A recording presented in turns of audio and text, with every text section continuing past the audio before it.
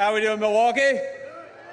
There we go. So, we had an event earlier today. Please take a seat, take a seat. We had an event earlier today at the Pfister Hotel in downtown Milwaukee. Beautiful place. Like, I gotta be honest, I had a little bit of PTSD because the last time that I was in that hotel was the 2024 RNC convention.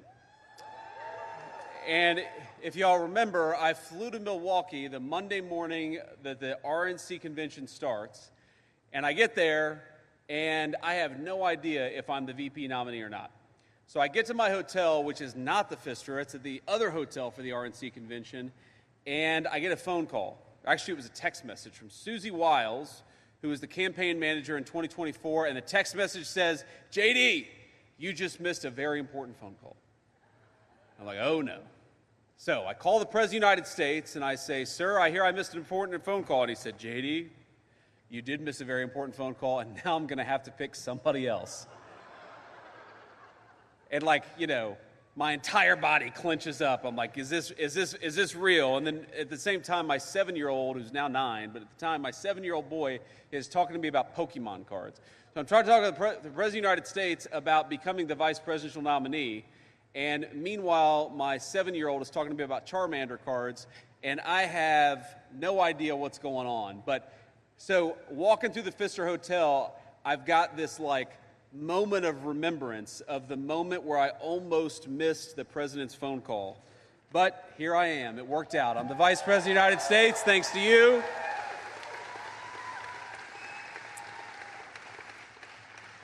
So we're here to talk about fraud. We're here to talk about protecting your taxpayer money, and most importantly, we're here to talk about protecting the programs that exist that are funded by the generosity of the people in this room and that ought go to the people they're meant for and not to make fraudsters rich. It's a very, very simple principle.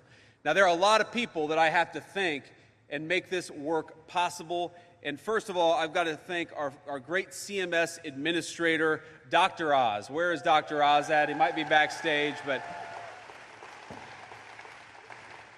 Dr. Oz and our team at the Fraud Task Force, Kim Brandt and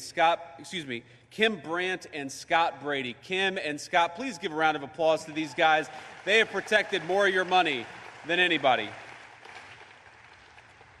Now, we could not have done what we did were it not for the support of our incredible congressional allies. We're going to talk a little bit about the fact that we've saved you all billions and billions of dollars that was going to fraudsters. That's money in your pocket, which is exactly where it belongs. But we couldn't do that without a couple of great congressional representatives, and in particular, I've got to give a shout out to Representative Brian Stile. Where is Brian Stile? Please stand up, man.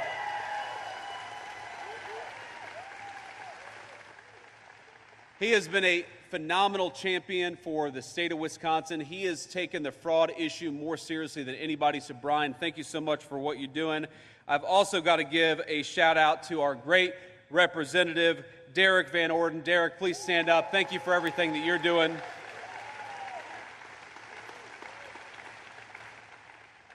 And I got to say, it would be so nice to have a governor in this incredible state, one of the most beautiful states in the union, especially this time of year. I love Wisconsin, or as you guys say, Wisconsin. Love Wisconsin, but we have got to have a governor who takes fraud as seriously as the President of the United States, who's trying to save your money as much as we are in Washington, and that's Tom Tiffany. Tom Tiffany is who we got to elect the next governor.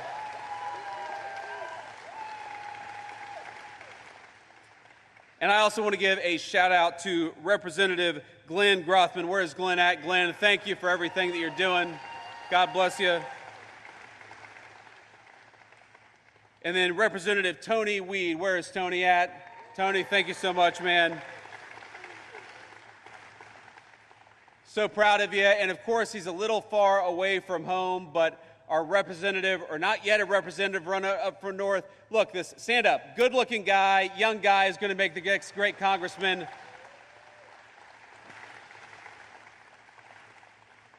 So here's the crazy thing. Ladies and gentlemen, we don't have two parties that disagree about tax policy or regulatory policy. We've got a party that is fighting for fraud and a party that is fighting against fraud. And I don't know about you, but how about we give more authority, more power, and more influence to the party that is trying to save your money and send the fraudsters to prison? That's all we're trying to do. Now, let me talk about a few of the things that we've been accomplishing here. So the very day after the State of the Union address, where the president makes me the leader of the anti-fraud task force, what we do is we go about the business of stopping these companies that are set up to provide durable medical equipment. You know, this is hospital beds, oxygen tanks, things like that, things that the American people need, and the Medicare program exists to ensure that our seniors have access to. Now, what happens, though, is that there are people setting up these programs, setting up companies that sell durable medical equipment, and they're not selling a single product, but they are billing for lots of product. Billions and billions of dollars was being billed to you, was being billed to the program that exists to ensure that our seniors have health care. And you know what that means. Number one, the fraudsters were getting rich, but number two, our seniors who desperately needed those resources, who needed the hospital beds and the oxygen tanks, they weren't getting them because the fraudsters were getting rich off the generosity of the American taxpayer. So you know what we did? We came in and we said, we are not sanctioning a single one of these companies to defraud the American people. If you say that you're going to provide medical equipment to our seniors, we're going to confirm that you're actually delivering product before we pay a single one of those bills. And we save billions of dollars. And you know what happened is we had great support from Brian Stile and Derek Van Orden and all of the other great congressional representatives to keep that money out of the hands of fraudsters to ensure that it went to the seniors who needed it. And you know what happened? Not a single congressional Democrat stood up and said, we are going to fight back against fraud. And that's the problem with modern congressional Democrats. You know, I was raised by blue-collar Democrats. They were Christian, patriotic people, union steel workers who loved the United States of America. But my mama and papa, the people who raised me, they supported Democrats because they felt like the Democrats of 20, 30, 40 years ago had better policy. Now, you may agree or disagree with that, but today, this is not about better or worse policy. This is about who is supporting the fraudsters and who's supporting you. And I know, beyond a shadow of a doubt, that if Mama and Papa were alive today, they would not recognize the modern Democratic Party in 2026. They would not recognize a party that tries to send your money to illegal aliens instead of our hardworking seniors who earned those benefits and ought to have access to them. They would not recognize a party that raises your taxes so that we can give more money to the fraudsters, and they would not recognize a party that rewards the fraudsters rather than sending them to prison. So I ask you a very simple question. When you come to vote in November, are you going to vote for the pro-fraud party? Are you going to vote for the party who is sending your tax money to the fraudsters? No, we're going to support the party that is sending the fraudsters to jail and is protecting your money. We're going to vote for Derek Van Orden and for Brian Stile.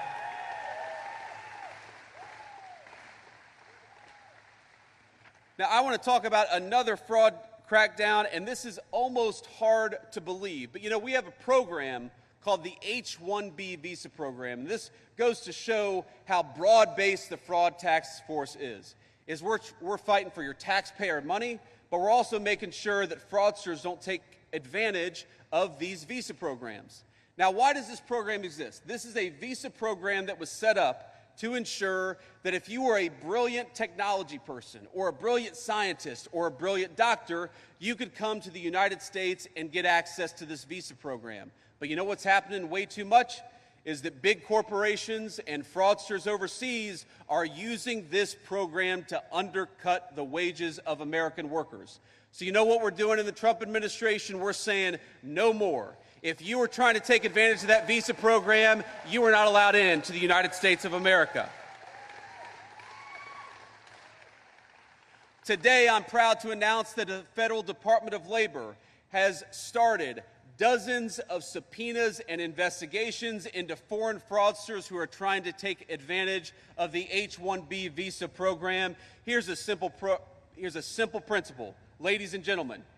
American jobs ought to go to American workers and not foreign fraudsters, and the Department of Labor is fighting back against it. Now here, I want to talk about something else here. To my right, to your left. This is a program, again, there is so much fraud, or there was so much fraud in the federal government, we're taking it off of the books.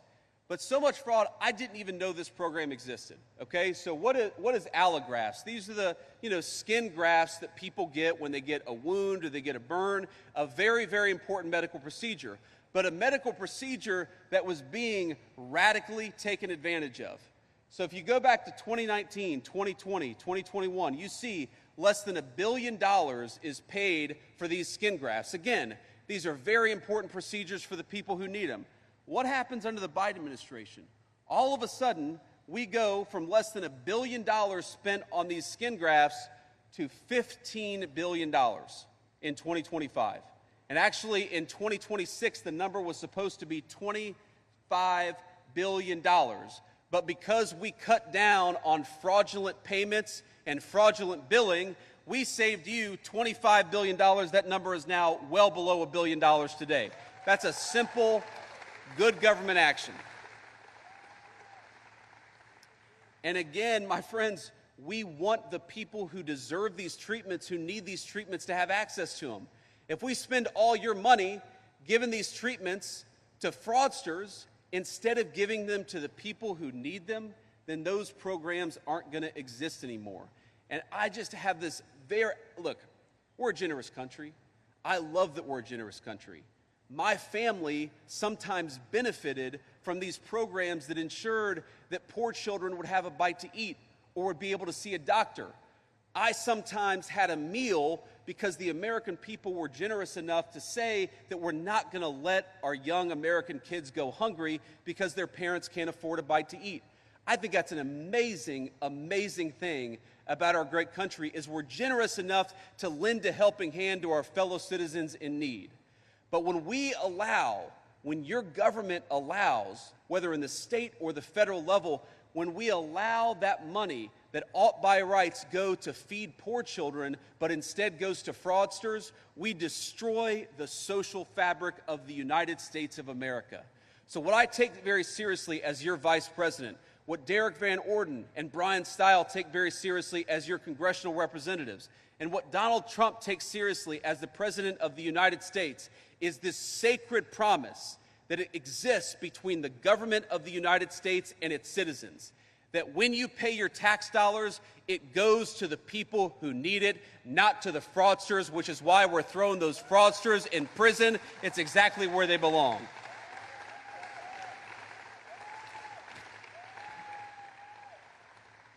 Let me talk about another program. So we have, again, these things that I didn't even know existed until I got into politics. We have a program, an amazing program, to help young mothers. And I care about this very personally. Usha is currently pregnant with baby number 4. She is 37 weeks pregnant, and I appreciate your prayers. I love you, honey, if you're watching at home.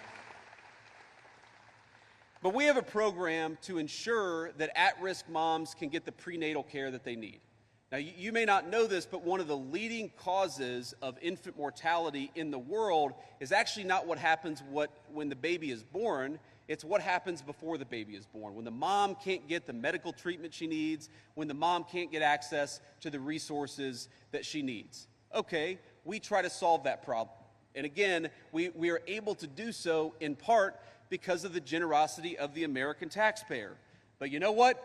In Milwaukee, with the government of this state looking the other way, we had people who were allowing fraudsters to get rich off of that prenatal care without providing a dime of services to the young moms who need it.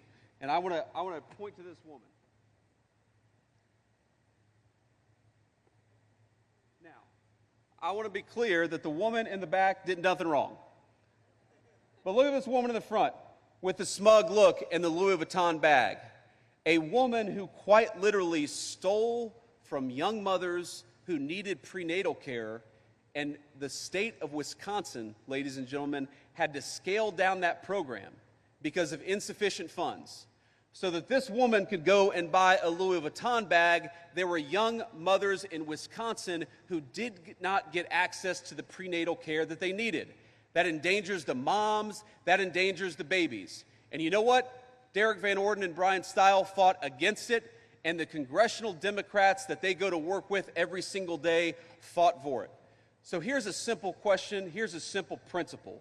If you fight to take money away from needy moms and give it to this woman and her Louis Vuitton bags, you should have your ass thrown the hell out of Washington, D.C. You don't belong there. You don't belong anywhere in a position of influence. And I'm sorry, excuse my language. I know we got a couple of kids in the audience. My wife, I love her. She gets on me all the time because I was raised by a gun-toting, F-bomb dropping grandmother. And we've got an F-bomb dropping grandmother right over here, I can tell. And, you know, old habits die hard, ladies and gentlemen. That's all I'll say. Even as vice president, old habits die hard, but I try to work on it. I try to work on it. And here's what I want to close with, and we'll take some questions from the reporters. We have an opportunity to keep the momentum of the last couple of years, and particularly the last few months. We can keep on fighting fraud, or we can reward the fraudsters. We can kick criminal illegal aliens out of our country, or we can reward people for stealing your tax money. We can protect those moms who need that prenatal care, or we can give it away to people who are trying to take advantage of you and take advantage of the system. This is not a normal election because we're not running against people who maybe have different ideas about tax policy or regulatory policy. To the people watching at home, I understand you're of course not going to agree with the president and the vice president about every single issue. But what I hope we can all agree on is the simple principle that the people's government exists to fight for the people and not the fraudsters. So, thank you. So please help us out by sending Derek Van Orden and Brian Stile back to Washington, D.C. Keep the pro-fraud party out of Washington. Keep these guys fighting for you. Thank you, ladies and gentlemen. It's an honor to be here.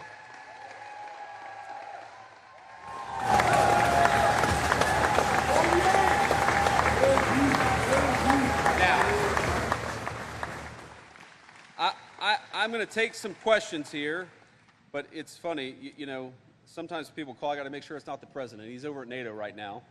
Okay, it's not the president. But let me start with the local reporters here, and go ahead, guys, and fire away. I'm an open book. I'll answer any question. Mr. Vice President, welcome to Milwaukee. Welcome to Wisconsin. Welcome back. I'm Julia Fellow with 620 WTMJ. You've been overseas. The president is just coming back from Turkey. Memorandum of Understanding. We're looking at gas prices, what's going on with the Strait of Hormuz. The president was saying that he was going to strike tonight, like now. So can you tell us what is going on right now? Where are we with the war in Iran? Yeah, so look, we made a deal with the Iranians, and we had to step back a little bit. Before you even get to the deal, the simple fact is that thanks to the incredible efforts of our amazing U.S. military, to Pete Hegseth and Dan Kane, the President of the United States, just amazing people. But most of all, thanks to the troops, we came into the situation with maximum leverage and maximum strength. Their nuclear program was destroyed. Their conventional military was destroyed. And you've got some people within the Iranian system who are saying, you know what? We want to change our relationship with the United States. We want to turn over a new leaf. And the president said, okay, we will sit down at the table and negotiate and see if the smart people in that system can take over from the crazy people. Well, here's the basic deal that we cut. The basic deal that we cut was, we'll lift our blockade if you stop shooting at ships. But if you shoot at ships, we are going to punch back, and we're going to punch back harder than ever before. That was the deal. They said they would stop shooting at ships, and what happened 24 hours ago? They started shooting at ships again. Now, they were good. They were well-behaved for about a week, but then they started shooting at ships. So the deal is very simple. If they shoot at ships, we're going to knock the hell out of them, and it's that simple, and that's the basic way it's going to work.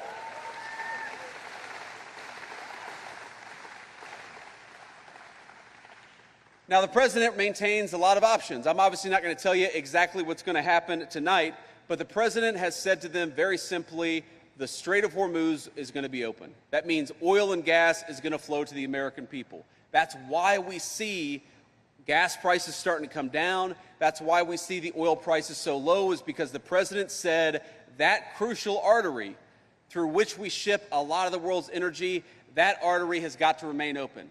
And that is what the Iranians have to know. If they try to close it down, there's going to be a response for the American military. It's that simple. That's the deal. They can either follow it or they can have exactly what happened to them last night. It's just going to keep on happening until they open up that lane and stop shooting at ships. It's simple.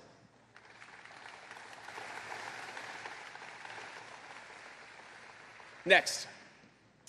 Thank you, Mr. Vice President. Matt Smith from WISN TV in Milwaukee. The president has talked about election fraud as well a lot. Just yesterday, Milwaukee's mayor sent your office a letter saying he would love to meet with you and some election officials here in the city after agents started asking questions and interviewing people about 2020 again. So I'm curious, what can you tell us about the FBI investigation here in Milwaukee into 2020, and why are they re-looking at that election here in the city? Well, first of all, I did get the letter from the mayor of Milwaukee, and he wants to meet, and he's welcome to come to Washington, D.C. I'll sit down and meet with him. We don't have time to meet with him today because we got to get back to Washington, but I'm happy to meet with him. I will say it was a little bit of he doth protest too much, because I came here to talk about financial fraud. I came here to talk about the fraud against our prenatal program for our young moms. And some guy sends me a letter, the mayor of Milwaukee, and says, we don't do any election fraud, we don't do any election fraud, we don't do any election fraud. And my response to that is, you know what, it kind of reminds me of like a couple weeks ago, I get home to the Naval Observatory, the nicest public housing anywhere in the United States of America, and my 6-year-old greets me, and I love my little boy, but he's a little mischievous, and he gives me a big hug. He says, Daddy, I'm glad you're home. I didn't steal any of the cookies. I said, huh, that's interesting that you volunteered that when I wasn't even talking about that. Well, of course, he stole the cookies. So when I hear a guy protesting out of nowhere, I did not do any election fraud, I did not do any election fraud, it makes me wonder, why is that guy protesting so aggressively? It's a little odd.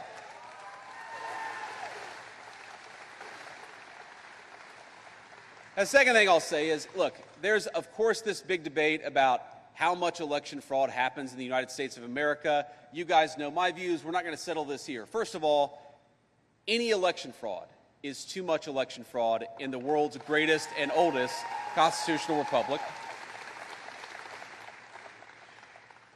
And number two, if Democrats want us to stop talking about election fraud, I make them a simple deal. Pass the Save America Act and get voter ID, and we'll stop talking about election fraud.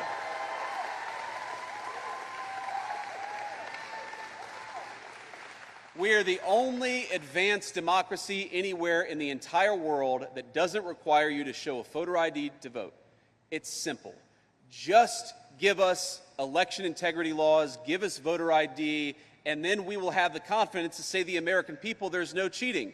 But when they say, number one, we don't want voter ID, and number two, there's not that much cheating in our elections, it's natural for all of us to say, not much cheating is still way too much cheating, so stop it and give the American people voter ID. Thank you. Next question. Thank you, Mr. Vice President. Vanessa Kelson, Gray Media. What will happen if Wisconsin Governor Tony Evers does not hand over the SNAP rolls or the Medicaid enrollment data to your administration? Well, look, we're going to look at what we can do to force him to give her that data. And just to give some context to the question for those of you who don't know.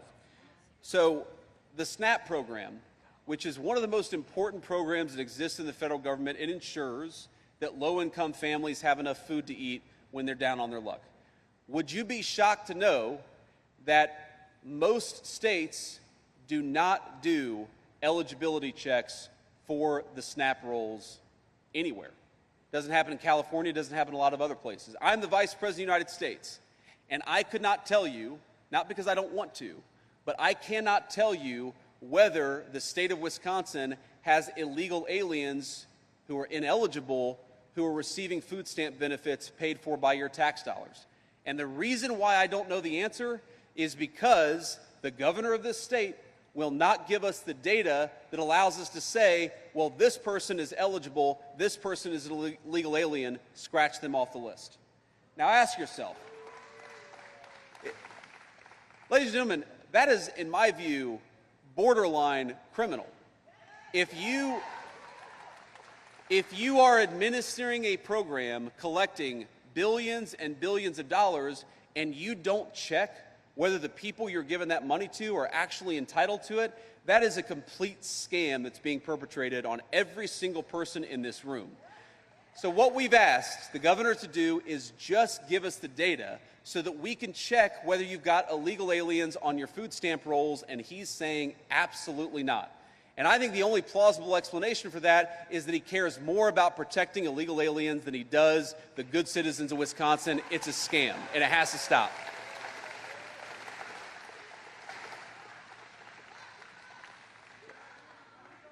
Let's do a couple more questions. Go ahead. Hi, Mr. Vice President. Ellie La Liberté, Channel 3 out of Madison. Now, last month, the Wisconsin Department of Justice joined a multi-suit lawsuit against the Trump administration over its implementation of new Medicaid work requirements. Our Attorney General wrote, quote, "The Trump administration is lawlessly trying to restrict access to Medicaid coverage." What's your response? Well, my response is, again, we have what you might call a social contract in the United States of America. It exists between all of us fellow citizens, between those citizens and their government. And the basic idea is when I hand over $1 to the federal government, I expect my government officials to spend it wisely, to make sure it's not going to fraud. And if you have somebody who's receiving those benefits, to make sure that they're at least looking for a job before they get a lot of free money from the federal government.